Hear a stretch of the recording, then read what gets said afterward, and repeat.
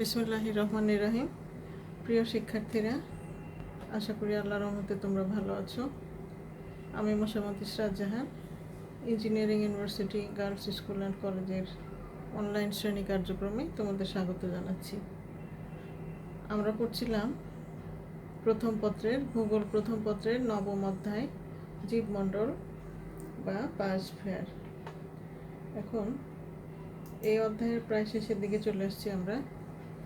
শেষের অংশটা পাঠ 6 আজকে পড়বো আমরা। আজকের পাঠ হলো প্রাকৃতিক পরিবেশ দূষণ, কারণ ও প্রতিরোধ। খুব সহজ একটা বিষয়। দূষণ সম্পর্কে তোমরা এর আগেও পড়ে আসছো। তো দূষণ কাকে বলে আমরা একটু দেখি।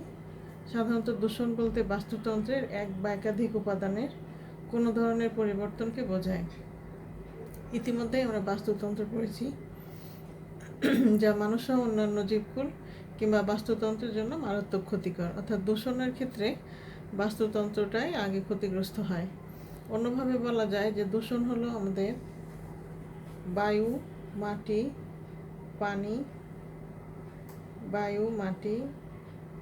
পানির ভৌত রাসায়নিক বা জৈব উপাদানের অনাকাঙ্ক্ষিত পরিবর্তন, যা মানব জীবনের জন্য ক্ষতিকর বা অন্যান্য জীবকেও বিরূপভাবে নিয়ন্ত্রণ করে অথবা আমাদের কাঁচামাল জাতীয় সম্পদকে বিনষ্ট করে।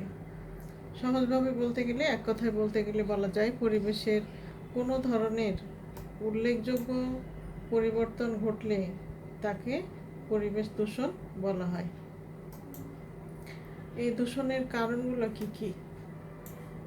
পরিবেশের উপর যে সমগ্র প্রাণী জগৎ, উদ্ভিদ জগৎ তথা সমগ্র মানব সভ্যতার অস্তিত্ব নির্ভরশীল। এই পরিবেশকে কেন্দ্র করেই আমরা বাঁচি। নানা কারণে এই প্রাকৃতিক পরিবেশ দূষণ হয়ে থাকে। তবে পরিবেশ দূষণের যে মূল কারণ, এখানে পরিবেশ দূষণ বলতে 3 ধরনের দূষণকেই বোঝানো হয়েছে: পানি দূষণ, বায়ু দূষণ এবং মাটি দূষণ। মূলত এই 3 প্রকার দূষণের যে প্রধান কারণগুলো, সেগুলো এখানে আলোচনা করা হয়েছে। 1 নম্বর হলো গৃহস্থালির আবর্জনা। আমাদের ঘর বাড়িতে প্রতিদিন যে ময়লা আবর্জনাগুলো হয়, সেসব বর্জ্য পদার্থ নষ্ট হয়ে নানা ধরনের বিষাক্ত জীবাণুর সৃষ্টি হয়। এতে সহজেই পরিবেশ দূষিত হয়। আর কি হয়? কলকারখানার বর্জ্য ও রাসায়নিক পদার্থ। তোমরা জানো যে সাধারণত নদীর পাড়ে বেশিরভাগ কলকারখানাগুলো গড়ে ওঠে এবং এসব কলকারখানার যে নিঃসৃত বর্জ্য, এগুলো দেখা যায় নদীতে ফেলা হচ্ছে। এগুলো নদীর পানিকে মারাত্মকভাবে দূষিত করে। যেমন বুড়িগঙ্গার নদীর পানির স্বাভাবিক রঙই দেখা যায় না, দেখা গেছে কালো, ময়লা, দুর্গন্ধযুক্ত। এসব পদার্থ, এই কলকারখানার বর্জ্য এবং রাসায়নিক পদার্থ, এসব পদার্থ পার্শ্ববর্তী জলাশয়ে গিয়ে বিষাক্ত পদার্থে পরিণত হয়ে পরিবেশ দূষণ করে।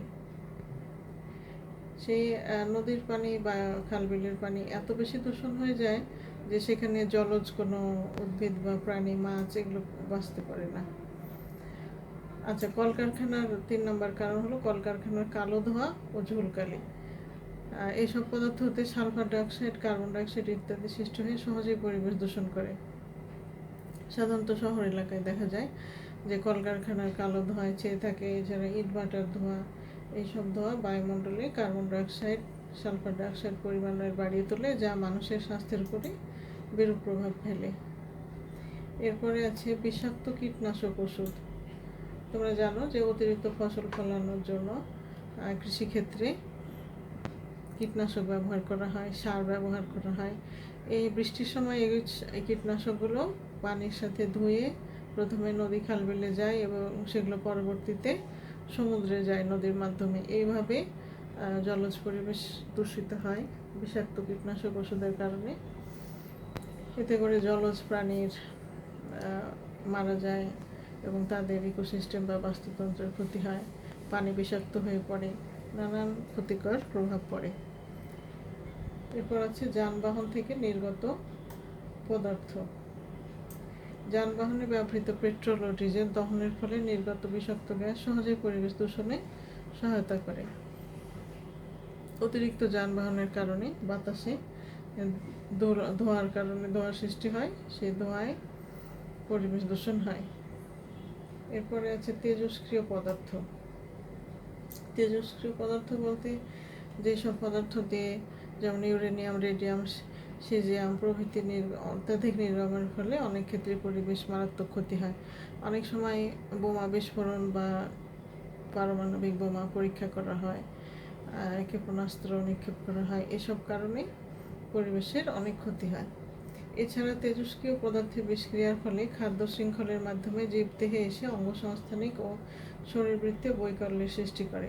অর্থাৎ এই যে তেজস্ক্রিয় পদার্থগুলো, এগুলো দীর্ঘদিন খাদ্য শৃঙ্খলে প্রবেশ করে এবং এতে মানুষের শরীরবৃত্তীয় বৈকল্য, অর্থাৎ অনেক সময় মানুষের বিকলাঙ্গ শিশু জন্মগ্রহণ করে এরকম হয় বা অসুস্থ হয়, এরকম হতে পারে। যেমন হিরোশিমা নাগাসাকিতে জাপানে 1945 সালে আগস্ট মাসের 6 তারিখ এবং 9 তারিখ যে বোমা বিস্ফোরণ হয়েছিল, তার ফলে দীর্ঘদিন এর প্রভাব সেখানকার মানুষের মধ্যে দেখা গেছে।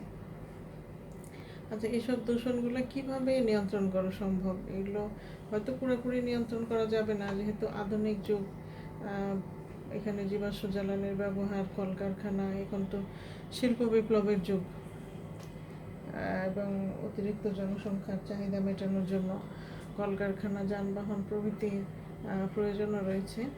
কিন্তু এই দূষণ হয়তো পুরোপুরি নির্মূল করা যাবে না, কিন্তু কিছু ব্যবস্থাপনার মাধ্যমে এটা প্রতিরোধ করা যেতে পারে।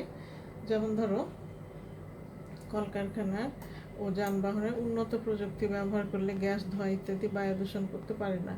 অনেক দেশ এ বিষয়ে সচেতন হয়েছে, তারা উন্নত প্রযুক্তি ব্যবহার করে থাকে। অর্থাৎ যাতে ধোঁয়া নির্গত না হয়, বায়ু দূষণ না করে, উন্নত প্রযুক্তির মাধ্যমে এটাকে নিয়ন্ত্রণ করা যেতে পারে। আর কি করা যেতে পারে? যে সঠিক মাত্রায় জীবাশ্ম জ্বালানির ব্যবহার করা যেতে পারে।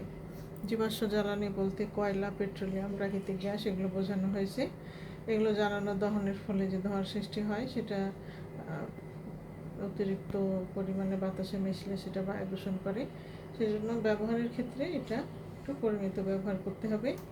বিকল্প জ্বালানির ব্যবহার করা যেতে পারে, যেমন সৌরশক্তি, বায়ু শক্তি, জৈব শক্তির ব্যবহার। এসব ক্ষেত্রে পরিবেশ দূষণ হয় না বললেই চলে। এছাড়া বনভূমি ধ্বংস না করে নতুন নতুন বৃক্ষরোপণ ও বনভূমি সৃষ্টি করা যেতে পারে, কারণ গাছ পরিবেশের ভারসাম্যটা ঠিক রাখে। 5 নাম্বার হতে পারে, শহর ও গ্রাম থেকে দূরে নির্দিষ্ট স্থানে শিল্প শহর স্থাপন করে বায়ু দূষণ রোধ করা যায়। সাধারণত লোকালয়ের কাছে শিল্প কারখানায় স্থাপন করলে এটা দূষণের প্রভাব সেই এলাকার লোকের উপরে পড়ে। এটা যদি লোকালয় থেকে দূরে স্থাপন করা যায়, তাহলে সেক্ষেত্রে দূষণটা একটু প্রভাবটা কম পড়বে। আর গৃহস্থালির আবর্জনা, বর্জ্য পদার্থ বহু দূরে নির্দিষ্ট স্থানে ফেলতে হবে। এই ব্যবস্থাগুলো যদি অবলম্বন করা যায়, তাহলে সম্পূর্ণভাবে না হলেও মোটামুটিভাবে পরিবেশ দূষণ রোধ করা যেতে পারে। তাহলে এই যে অধ্যায়, আমরা নবম অধ্যায় যে পড়লাম জীবমণ্ডল, এটার মধ্যে কি কি ছিল? পৃথিবীর জীব বৈচিত্র্য, বাংলাদেশের বনাঞ্চল, ইকোসিস্টেম ও বায়োম, কার্বন ও নাইট্রোজেন চক্র এবং প্রাকৃতিক পরিবেশ দূষণ ও প্রতিরোধ, এই বিষয়গুলো আমরা নবম অধ্যায়ে পড়েছি। যেহেতু আজকে এই অধ্যায়টা শেষ হয়ে যাচ্ছে, সেই সাথে প্রথম পত্রের সম্পূর্ণ বইও আমাদের আজকে শেষ হয়ে যাচ্ছে। সেই জন্য এই অধ্যায়টা আবার তোমাদের একটু রিভিউ করে দিই। তুমি যেমন দেখো, প্রথমে পড়েছিলাম জীবমণ্ডল, পৃথিবীর জীবমণ্ডল বা জীববৈচিত্র্য 3টি বৈচিত্র্যগতভাবে বিভক্ত: জিনগত, প্রজাতিগত এবং বাস্তুতান্ত্রিক। আর বাংলাদেশের বনাঞ্চল সে 3 প্রকার: ক্রান্তীয় পতনশীল পত্রযুক্ত বৃক্ষের বনভূমি, ক্রান্তীয় চিরহরিত এবং পতনশীল পত্রযুক্ত বৃক্ষের বনভূমি, এবং গরান বা স্রোতজ বনভূমি। ছবিতে আরেকবার দেখে নাও। প্রথম ইন্ডেক্সটা এই যে উপরে, এই যে কালো রং দেয়া, ক্রান্তীয় পতনশীল পত্রযুক্ত বৃক্ষের বনভূমি, অর্থাৎ শীতকালে পাতা থাকে না। এটা হলো গাজীপুর, টাঙ্গাইল জেলায় অধিকাংশটা, বেশিরভাগ। আর উত্তরাঞ্চলে প্লাইস্টোসিন যুগের সোপানে, এখানে বিচ্ছিন্নভাবে অল্প অল্প কিছু। আর নেত্রকোনা, শেরপুরের সীমান্ত এলাকায় কিছু। এই হলো এক ধরনের বনভূমি, যেটা পতনশীল পত্রযুক্ত, অর্থাৎ শীতকালে পাতা ঝরে যায়, শুষ্ক অঞ্চলের বনভূমি বলা যেতে পারে। এরপর ক্রান্তীয় চিরহরিত ও পতনশীল পত্রযুক্ত বৃক্ষের বনভূমি, এটা সমগ্র পার্বত্য চট্টগ্রাম, পাহাড়ি এলাকায় যে বনভূমিগুলো রয়েছে সেগুলোর মধ্যে কিছু চিরসবুজ বৃক্ষও আছে, আবার কিছু পতনশীল পত্রযুক্ত বৃক্ষের বনভূমি আছে। 2 রকম গাছ এখানে আছে, সেই জন্য এটার নামকরণটা এরকম হয়েছে, চিরহরিৎ ও পতনশীল পত্রযুক্ত বৃক্ষের বনভূমি। অর্থাৎ কিছু গাছে সারা বছর পাতা থাকে এবং কিছু গাছের পাতা শীতকালে ঝরে যায়। এই গেল 2 নাম্বারটা। 3 নাম্বার হলো স্রোতজ বনভূমি বা গরম বনভূমি, যেটা উপকূলে রয়েছে। সুন্দর সাতক্ষীরা, বাগেরহাট, খুলনা, বরগুনা, পটুয়াখালী জেলার অংশবিশেষ নিয়ে 5টি উপকূলীয় জেলায় এই সুন্দরবন রয়েছে। পৃথিবীর বৃহত্তম ম্যানগ্রোভ বনভূমি, যেটা সমুদ্রের জোয়ার ভাটা, লবণাক্ত তার প্রভাবে গড়ে ওঠে। এর 62% বাংলাদেশে, এবং এই খানিকটা আরও সুন্দরবনে আরও খানিকটা অংশ পশ্চিমবঙ্গে রয়েছে, কলকাতার উপকূলে। সেখানে কম, বাংলাদেশেই বেশি। এই ছিল বাংলাদেশের বনভূমি। এরপর আমরা পড়েছি ইকোসিস্টেম বা বাস্তুতন্ত্র।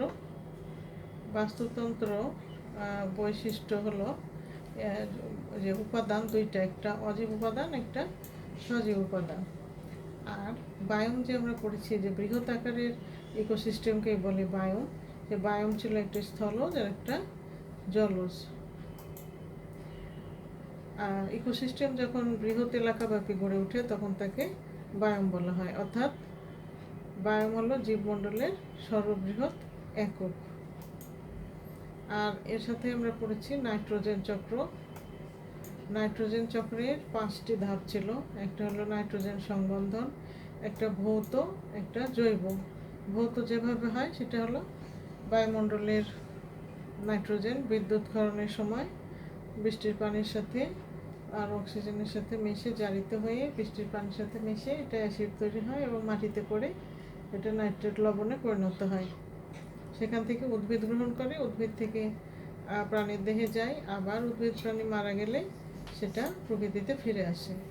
এইভাবে 5টি চক্রের মাধ্যমে নাইট্রোজেন চক্র সম্পন্ন হয়। তোমরা ছবিটা দেখো।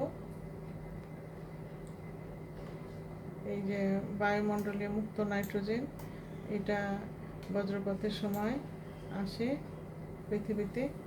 এরপর নাইট্রোজেন সংবন্ধনের মাধ্যমে আসে, আর কিছু ব্যাকটেরিয়া এটা নাইট্রেটে রূপান্তর করে। তারপর উদ্ভিদ থেকে প্রাণী খাদ্য হিসাবে গ্রহণ করে, এবং উদ্ভিদ প্রাণী মারা যাওয়ার পরে এটা মৃতদেহ থেকে আবার নাইট্রোজেন প্রকৃতিতে ফিরে আসে এবং পচনের মাধ্যমে এটা আবার ফিরে আসে। কার্বন চক্র পড়েছিলাম আমরা। কার্বন চক্রে একটা বিক্রিয়া ছিল যে কার্বন ডাইঅক্সাইডের সাথে পানি যুক্ত হয়ে আলো, সূর্যের আলো এবং ক্লোরোফিল ব্যবহার করে উদ্ভিদ গ্লুকোজ বা শর্করা তৈরি করে, এবং এই গ্লুকোজ আরও অক্সিজেনের সাথে মিলে কার্বনের যে যৌগ, এটার সাথে মিলে কার্বন ডাইঅক্সাইড এবং পানি এবং শক্তি উৎপন্ন করে। এই কার্বন চক্রের গুরুত্ব হলো যে উদ্ভিদ এবং প্রাণী দেহ কার্বন ছাড়া গঠিত হতেই পারে না। কার্বন লাগে প্রাণীদেহ, জীবদেহ গঠনের জন্য। এই কার্বন সীমিত পরিমাণে আছে পৃথিবীতে, এবং এই কার্বন এই চক্রাকারে পৃথিবীতে ফিরে ফিরে আসে। এখন দেখো, বায়ুমণ্ডলে মুক্ত কার্বন ডাইঅক্সাইড এটা জলজ প্রাণী সরাসরি গ্রহণ করছে। তারপরে দহনের মাধ্যমে, জীবাশ্ম জ্বালানি দহনের মাধ্যমে এটা ফিরে আসছে। আর উদ্ভিদ, সবুজ উদ্ভিদ কার্বন ডাইঅক্সাইড ব্যবহার করে যে খাদ্য তৈরি করছে, প্রাণী সেটা গ্রহণ করছে এবং শ্বসনের মাধ্যমে এটা বায়ুমণ্ডলে মুক্ত হচ্ছে। আর মৃত উদ্ভিদ প্রাণী আবার মারা যাওয়ার পরে কার্বনটা আবার পচনের মাধ্যমে আবার প্রকৃতিতে ফিরে আসছে। আর আজকে আমাদের পড়ার যেটা মূল বিষয় ছিল সেটা হলো প্রাকৃতিক পরিবেশ দূষণ, কারণ এবং প্রতিরোধ। সেটা আমরা একটু আগে পড়েছি। প্রাকৃতিক দূষণের উপরে একটা প্রশ্ন তোমরা দেখো, সৃজনশীল প্রশ্ন, এটা বাড়ির কাজ হিসাবে তোমাদের থাকবে। সেটা হলো, মানিক বুড়িগঙ্গা বাঁচাও আন্দোলনের একজন সক্রিয় কর্মী। বুড়িগঙ্গা বাঁচাও হলো একটা পরিবেশ রক্ষা করার মতো একটা সংগঠন। ঐতিহ্যবাহী এই নদীর পানি এখন বিষাক্ত, দুর্গন্ধময় এবং ব্যবহারের অযোগ্য, কালো বর্ণের এবং জলজ প্রাণীবিহীন। অথচ 1987 সালে মানিক চাঁদপুর থেকে এসে জগন্নাথ বিশ্ববিদ্যালয়ে ভূগোল বিভাগে ভর্তি হয়। তোমরা জানো জগন্নাথ বিশ্ববিদ্যালয় পুরানো ঢাকায় বুড়িগঙ্গা নদীর তীরে কাছাকাছি অবস্থিত। তখন সে যখন ভর্তি হয় তখন দেখে যে নদীটিতে নির্মল পানি ছিল, মানুষ নৌবিহার করতো, অর্থাৎ নৌকা ভ্রমণ করতো, বেড়াতো, মাছ ধরা, নদীতে গোসল এবং লঞ্চের পেছনে শুশুক ভেসে ওঠার দৃশ্য তার স্পষ্ট মনে আছে। তার মানে নদীর যে পরিবেশটা সেটা খুবই স্বাভাবিক, সুন্দর ছিল। এটা থেকে প্রশ্ন দেখো, বায়ম কি, এটা পারবে তোমরা। কার্বন চক্র বলতে কি বোঝায় ব্যাখ্যা করবে। উদ্দীপকে উল্লেখিত নদীটির বর্তমান অবস্থার কারণ কি, বুঝতে পারছো বর্তমান অবস্থার কারণ হলো দূষণ। দূষণের যে কারণগুলো আছে সেটা তোমরা দেবে। আর একটু আগে আমরা দূষণের কারণগুলো সম্পর্কে আলোচনা করেছি, সেই দূষণের কারণগুলো দেবে। মানিকের আন্দোলন সফল করার জন্য কি কি পদক্ষেপ নেওয়া যেতে পারে মতামত দাও। এটা তোমরা যে দূষণ প্রতিরোধে যে ব্যবস্থাগুলো, নিয়ন্ত্রণের যে ব্যবস্থাগুলো আমরা দেখলাম সেগুলো দেওয়া যেতে পারে। তাহলে এটা তোমরা বাড়ির কাজ হিসেবে করে রাখবে। আর আরেকটা কথা, অনুশীলনে যে বহু নির্বাচনী প্রশ্নগুলো আছে তোমাদের প্রতি অধ্যায়ে, এমনকি নবম অধ্যায়ে যেগুলো বহু নির্বাচনী বেশ অনেকগুলো প্রশ্ন দেওয়া আছে, উত্তর সহ দেওয়া আছে, এগুলো অবশ্যই শিখবে। তো আজকে এ পর্যন্তই থাক। তোমরা ভালো থাকো, সুস্থ থাকো। সবাইকে ধন্যবাদ জানিয়ে আজকের মতো এখানে শেষ করছি। আল্লাহ হাফিজ।